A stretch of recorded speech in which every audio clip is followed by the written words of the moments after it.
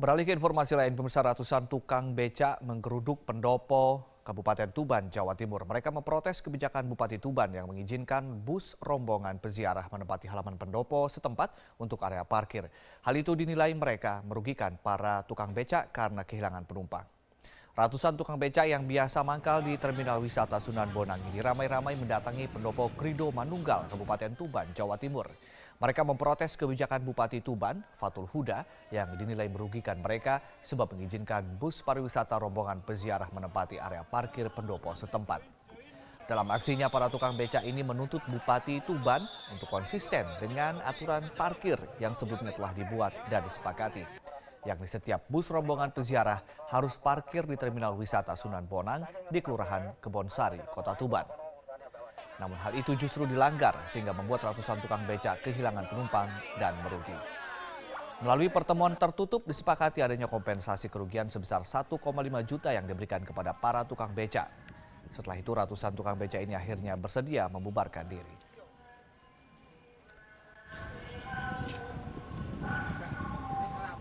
Presiden ke-6 Republik Indonesia Susilo Bambang Yudhoyono kembali mengunggah kicauan di akun Twitter pribadinya pasca rumahnya di kawasan Mega Kuningan, Jakarta Selatan digeruduk ratusan pengunjuk rasa. Sementara itu Presiden Joko Widodo menyoroti dampak fenomena keterbukaan informasi di Indonesia. Salah satunya soal media sosial yang kerap disalahgunakan mengakibatkan banyak konten negatif bertebaran di sana.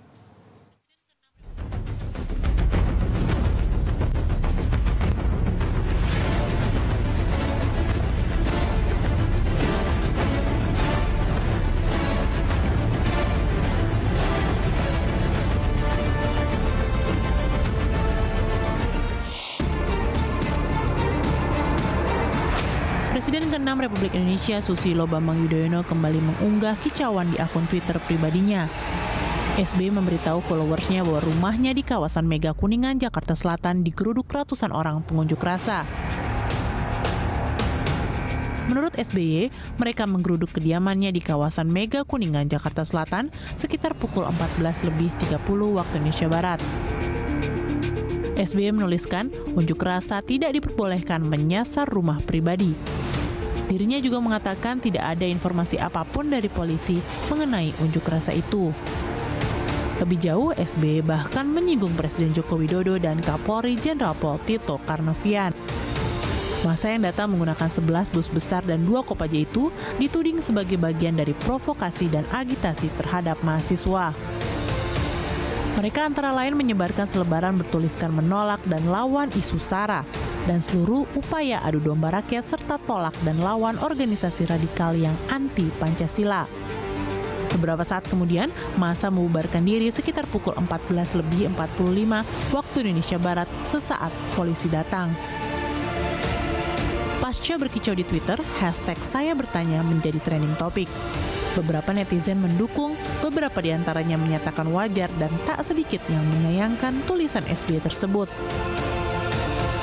Presiden Joko Widodo akhirnya menanggapi secara santai pernyataan Presiden ke-6 Susilo Bambang Yudhoyono soal aksi unjuk rasa ratusan orang di kediamannya. Presiden menyebut dirinya juga berharap mengajukan pertanyaan yang sama, seiring munculnya hashtag saya bertanya di microblogging Twitter yang sempat menjadi trending topik. Namun terlepas dari itu, Presiden Jokowi melihat persoalan bangsa lebih baik dibicarakan secara tertutup dan tidak diumbar di media sosial. Ya kita ini kalau semua soal ditanyakan kepada Presiden dan Kapolri, ya kan semua kan bertanya karena ada Twitter.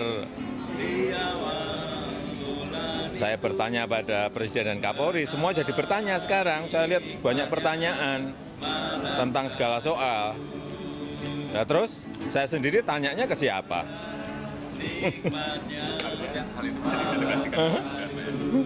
Saya kira akan lebih baik lah kalau kita tadi guyonan loh ya.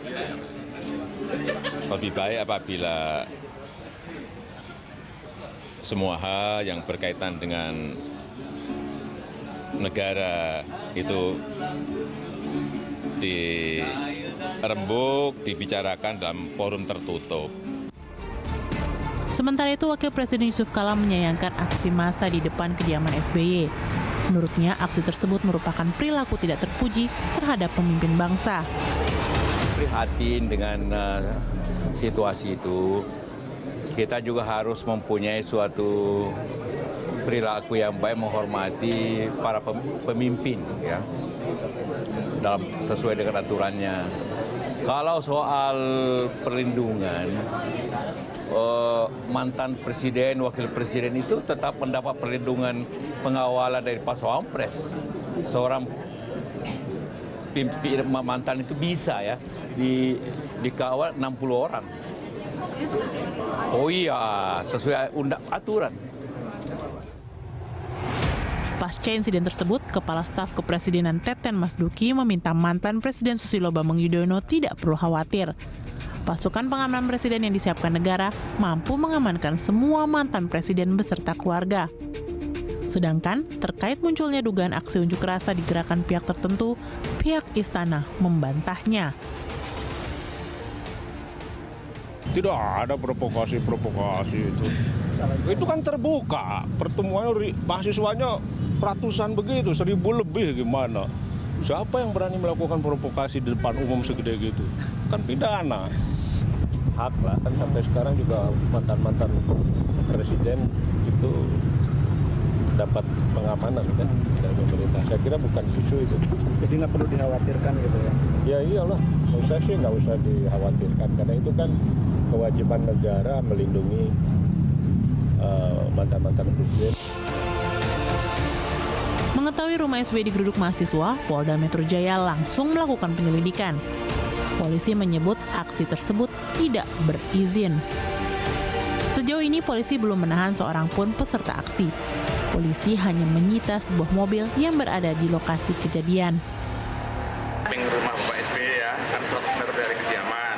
Itu sesuai dengan pasal Undang-Undang Nomor 9 tahun 98 tentang punya penyadapan sudah terlaksanakan oleh pemerintah bubarkan.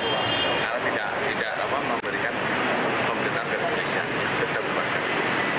Kalau mobil sendiri Pak sudah diketahui Pak milik siapa Pak mobilnya? Ya, karena kalau yang punya berarti akan nyari nanti. Kita simpan di Polda. Pasca digeruduk massa, suasana kediaman SBY di kawasan Mega Kuningan, Jakarta Selatan berjalan normal. Tidak ada penjagaan ketat, hanya beberapa petugas tampak berjaga-jaga.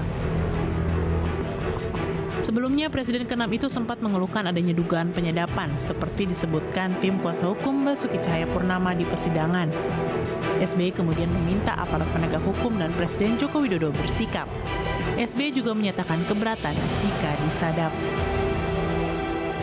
Yang baik pengacara maupun Pak Ahok mengaitkan nama saya dalam persidangan tersebut. Oleh karena itulah saya ingin menyampaikan semua itu secara gamblang. Menyikapi isu penyadapan, Kapolri Jenderal Pol Tito Karnavian menegaskan kepolisian tidak melakukan penyadapan terhadap Presiden ke-6 RI Susilo Bambang Yudhoyono. Tito bahkan siap dipanggil Komisi 3 DPR terkait bergulirnya isu tersebut, hingga memunculkan wacana hak angket. Yang jelas tidak ada Polri melakukan penyadapan terhadap Bapak SBY. Jelas tidak ada. Saya tegaskan di situ.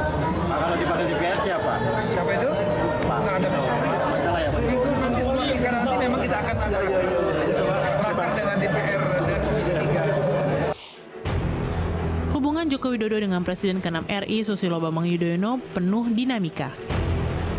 Meski sejak suksesi 2014 tidak pernah bertemu, mereka kerap saling sindir melalui media.